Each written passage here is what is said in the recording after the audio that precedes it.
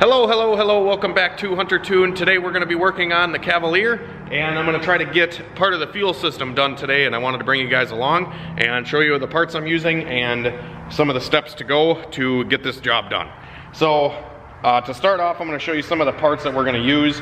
I just got like some cheap eBay 6AN fuel line that is sitting over here. So just got a spool of this stuff. I actually got a couple spools of this kind of laying around the shop, so probably need 2 spools of it, 12-foot sections or whatever they come in. I just get the biggest quantity I can just because it's always good to have extra, and I use this stuff on a lot of things like transmission line, oil cooler line, you name it, fuel line, whatever. So it works good. I've always used it in pretty much all my turbo LS stuff or LS swap stuff. It sure beats going to like AutoZone or whatever and buying the fuel injection hose, because that stuff's like, I don't know, $3 a foot or something like that. And that whole spool was like 20 bucks. I don't know exactly the price, but it's cheaper. So yeah, we got the fuel line here, and then I also got a Corvette regulator / fuel filter. So this is an all-in-one. These are like factory Corvette fuel pressure regulators, which means that your fuel feed is going to come in here or here. I don't know exactly what weighs what on this. I've never actually used one of these, but fuel is going to come in, and then the return is going to come off of here. So this is going to go back to the tank, and then it's going to be regulated pressure coming out of here up to the fuel rail, because we're going to be using this LS1 intake, which only has the inlet for the fuel feed. It doesn't have a return line off of the rail. So we're going to use this regulator to make it happen. Now typically I do not recommend using these fuel pressure regulators / filter things, because they really suck when it comes to a turbo car. But considering the Cavalier is going to be naturally aspirated for now, I'm just going to use that. It'll simplify the fuel system a little bit and just make the job a little bit easier. So I'm going to do that. And the other option that I was going to do is I was going to run my fuel feed line up to here, and then I was going to take off the Schrader valve here, which is just a 4AN pressure test port. So the pressure test port here, you would just have to take the Schrader valve out of it and then get a 4AN to 6AN adapter, and then you can run that to an external fuel pressure regulator and then run your return line back off of that. That would be a better option, especially for a turbo application or supercharged or whatever, or nitrous, just so the fuel pressure is regulated after the rails. That's always usually a better option to go with. It just works better, and you don't aerate the fuel. Like something like this, if you really kind of tax on the fuel system, this will aerate the fuel a lot easier, and you'll kind of run out of fuel a lot easier and fuel pressure with one of these. But like I said, this is going to be naturally aspirated, so there's not going to be a huge demand for fuel pressure. Another reason that the boosted stuff wants the regulator system, like I was saying, where it's not regulated before the rail, is because with boost you want to have a rising fuel pressure. You want to have, say, 58 psi when you're just driving around, and when you come into boost, it's going to raise the fuel pressure 1 pound per psi of boost that you're running, which just helps kind of keep up with the turbo. So moving on from the fuel pressure regulator filter thing here, I got this super cheap Osias fuel pump. I'm just going to try it. I don't know how it's going to work, but these things are actually rated for like quite a bit of horsepower. It looks like a Bosch 044 or similar, which means that and it is rated for alcohol and pump gas, so we can run ethanol, whatever we want, through this pump according to eBay, according to Osias. But we're going to run this. I think this pump was like $45, and it comes with a bracket, and this fuel pressure regulator also has a little bracket, so it'll be easy to mount them, and it should be pretty easy to plumb this whole thing. And if this pump fails, I probably will just get a genuine 044 and probably reuse this bracket, because this bracket's actually pretty nice. I did get some other goodies from ICT Billet here, and yeah, these are just the bolts, the hardware for the LS1 intake manifold, so these will just bolt down the intake. And then these are a set of gaskets that I got from ICT Billet as well. Super cheap, super fast shipping. I love dealing with those guys. And accessory drive from ICT Billet here was all Hunter tuned error. I was not using the correct spacers when I was using this kit. So the ICT Billet stuff definitely is pretty plug and play, and it looks nice, and the parts seem of really good quality, and I'm really excited to see how it holds up over the long term. So yeah, like I said, accessory drive all dialed in. I actually got my steam ports all hooked up too, so like this is just like a regular truck front steam port only, and then I have the rears capped off. You usually want to run the 4-port steam port system when the engine is more level in the engine bay, because that will, you know, this is no longer the high spot of the engine. But instead, this thing has a little bit of a degree backward in the car, which means that we can run the normal Silverado stuff, which also has a little bit of lean back on the backside of the engine, which makes this the highest point of the cooling system to help bleed out the air. So what I'm going to do with this is I'm going to plumb this back into the water pump. The truck spacers that they gave me, the ICT Billet kit, has an 1/8" pipe plug right here, and I'll probably just get a barb fitting to just make a loop hose for the steam port right there. So I think that should work out. I've honestly ran all of them capped off and just used the radiator hose and just filled the water pump from like way up here. I've also done that. So I mean, the steam ports are just nice to have, because if you do ever get air in the system, it, you know, can kind of bubble it out. But I've done it kind of every which way. There's no real right way or wrong way, but I think that's kind of the good explanation of why the steam ports are the way they are. So moving to the back of the car here, the car already had a fuel cell in it when I got it, but it does have like great stuff kind of packed here where the fuel feed line comes out of the fuel cell. So I have to get at the fitting that's back here in order to run a 6AN line into that fuel pump. So I got to figure out at least how to get that great stuff out of there, or maybe just unbolt the fuel cell and move it out of the way a little bit so I can get at that fitting. This car also has fuel still in it, which this cap is fucking tight like they all are. All these fuel cells, it's always just a pain in the ass to get the frickin' fill cap off. But yeah, there's fuel in it right now. So I have to drain the fuel, so I have to get that fitting off regardless to get the fuel out of it, and then we can start plumbing the system from there. It already has a vent up on the top and a return line that is not being used. So we should be able to adapt into that as well. So yeah, I'm gonna try to get this fuel cell like unbolted or whatever so I can get this fuel draining, and in the meantime I might throw my intake manifold on the car. And for now I'm probably just gonna run a stock truck throttle body just because I have it laying around, and yeah, maybe I will upgrade it later, but I still have to figure out a throttle cable and bracket and stuff for this thing. But as long as I can get this stuff mounted on here and we get the fuel system plumbed, really all I got to do is wire it and throw a set of headers on it and we can fire it just to make sure this engine is going to run. All right, so I got the all the old fuel lines actually yanked out of the car. Took a bolt cutter and just kind of got what I needed to get out of there. So out of there.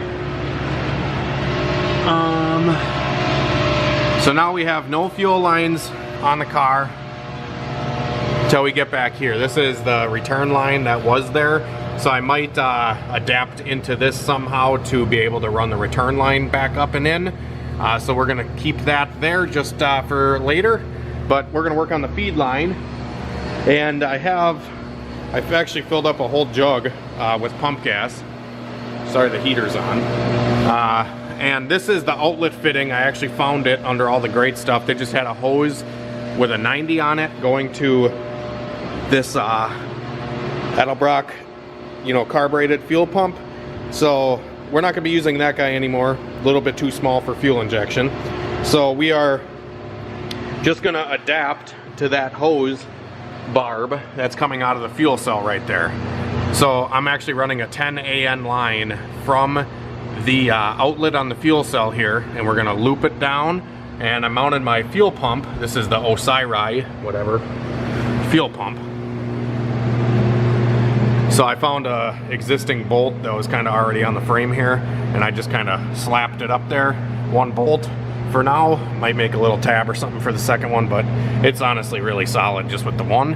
And yeah. So anyways, I'm gonna get the hose from the fuel pump here to the fuel cell. And on the fuel cell here, I'm just gonna push the 10AN onto that hose barb and we're gonna clamp it. And then over here, I have a fitting that I'm actually building on the hose right now. But this side of the fuel pump is not pressurized, it's just gravity. So it doesn't really need, you know, a proper fitting or anything like that. Just putting a hose barb and clamping it should be fine. So here is my hose that I cut to length. This is just a chunk of 10 AN that I'm gonna use. That'll fit on the outlet of the fuel cell, and then on the pump, it came with 10 AN fittings. So on the feed, or the inlet side of the fuel pump, I have to run a 10 AN fitting from the fuel cell, and then out of it is also 10 AN, which I'm going to have to get a 10 to 6 adapter to run the actual feed line from the pressurized side of the pump up to the fuel filter regulator thing. So I'm gonna get this fitting built, and then I'll catch back up with you when I get the hose installed onto the car. All right, so now I'm moving on to the feed off of the pump. I got the line installed going from the cell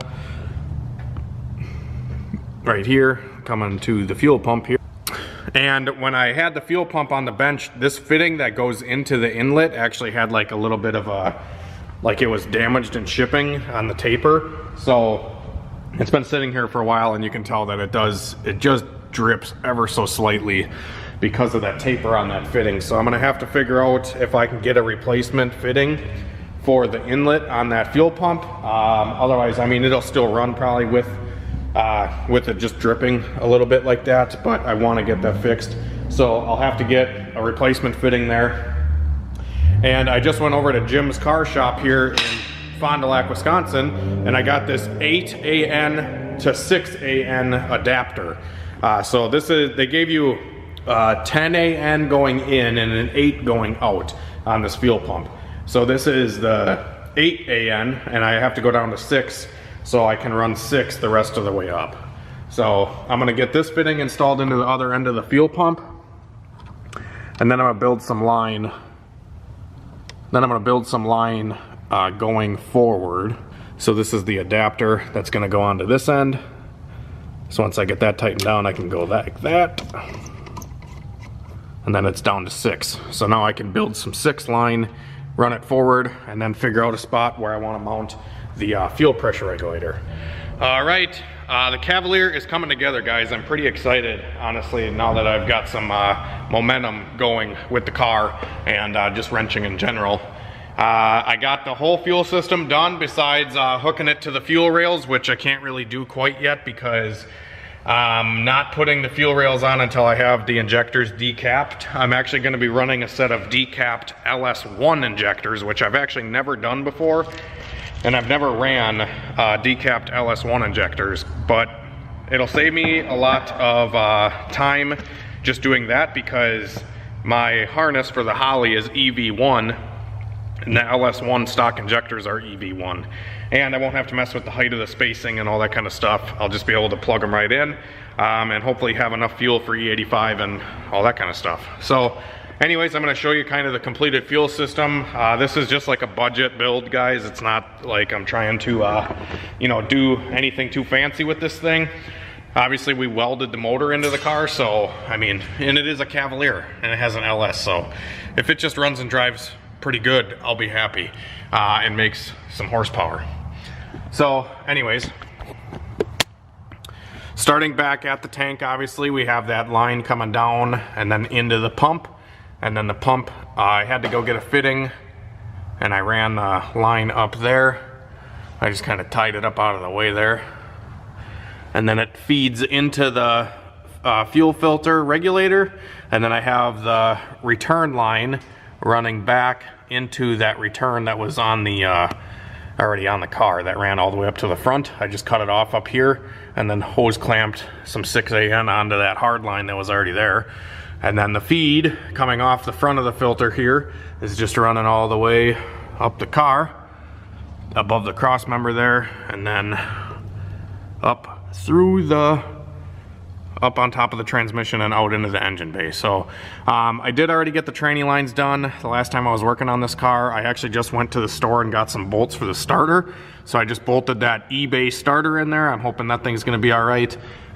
It's like 40 bucks or something for the starter on eBay. They look like they're pretty nice. I got 2 of them, one for this and one for the Mustang.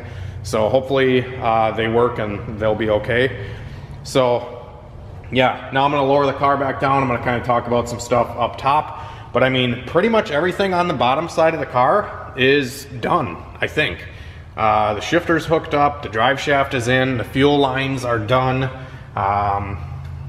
The only thing I have to do still is I have to run the power and the ground for the fuel pump, which this was the fuel pump wire before, so this was the power for the pump, and then the ground was in this loom.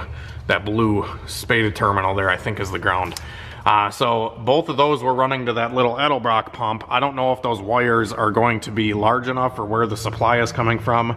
If it's going to be enough to power this pump. I don't think this pump really draws a whole ton of amperage, but I'd rather be safe than sorry. So I might have to check and see where these wires are leading to. This power wire actually looks pretty beefy. This looks like a, I don't know, like a 12 or 14 gauge. No, this is like 12 gauge power wire. And then maybe I just have to run a separate ground and just go to the frame or something right up here for the pump. And then I still have to figure out this fitting, which I'll probably forget about. Hopefully me editing this video I'll remember, and I'll order a new fitting for that. But yeah, so that's about it for that. So yeah, like I said, everything down here is pretty much done. I gotta think here, I'm just kind of going through it. I gotta get an oil filter on it. I have to get the block off plate for the oil cooler, which I probably have one laying around here somewhere. I'll just have to bolt one of them things on. And then I'll drop the car back down and I'll show you what else we have to do. All right, back on the ground. I did kind of figure out what I was gonna do with the intake. I actually had to bash the firewall a little bit in order to get the back of the LS1 intake where the map sensor and stuff is. I had to bash that in so that'll clear. I still have to hit it a little bit more so I can get my brake booster line to hook up, because that fitting is still really tight to the firewall where I can't quite get the hose on it. So yeah, I'm just using all the stuff that was already here on the car, as much of it as I can. And then this is my fuel line that I just got sitting over here right now. So I'm gonna cut this to length once I get the injectors and stuff installed onto the intake and the intake actually bolted down. Once I have that done, I'll probably go get this little loop hose and put an 1/8 inch here and just loop that down like I was talking about earlier. And then probably just cap off these vacuum lines because I'm not gonna need them for nothing. It doesn't have like a reference for the regulator or anything like that. No blow off valve, no wastegates, nothing really needing for the vacuum. So I could probably just cap those off. Can get right at the starter here, so that's pretty cool. That's super easy right now. And then I'm gonna have to build an exhaust. So this is the power wire for the starter that was already here. I think I probably have to extend that a smidge or figure out if I can reroute this power wire in order to hook it onto that starter, and then I'll have to run a wire from the alternator down to the starter, so that will charge the battery. I'll probably have to run a ground from the frame to the engine, and then throw the Holly harness on and figure out what one of these is gonna be like my starter signal, and what, you know, what one's gonna do what. I don't know. I think some of these were for, I don't even know what the hell a lot of this wiring was for. The distributor and stuff, I'm sure. But we're gonna have to just figure out, we really just need starter signal and like a 12 volt, oh, there's an alternator exciter wire in here, so that must go to like the dummy light in the dash or something. Yeah, there's quite a bit of stuff in here actually. Neutral safety switch. It's all labeled, so hopefully that'll be easy to tackle. And then I got to figure out radiator hoses. So I got a hose to run from here over to the top, and then I got to figure out a hose from the bottom to there. Which I have some stuff in the back of the car. I don't know what I'll be able to use and what I won't be able to use. I'm kind of curious if this top hose will fit. I got to put the tranny dipstick in too, which I think is sitting in the back seat. Yep. So maybe I'll do that too.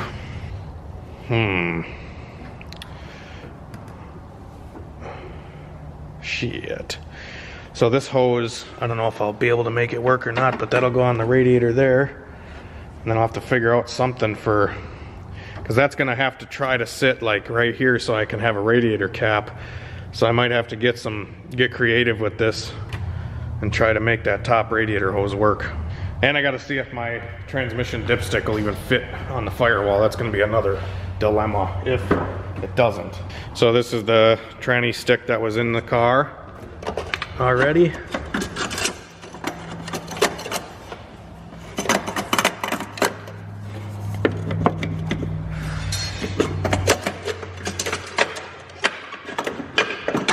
Hey, look at that. Maybe it'll fit, I don't know.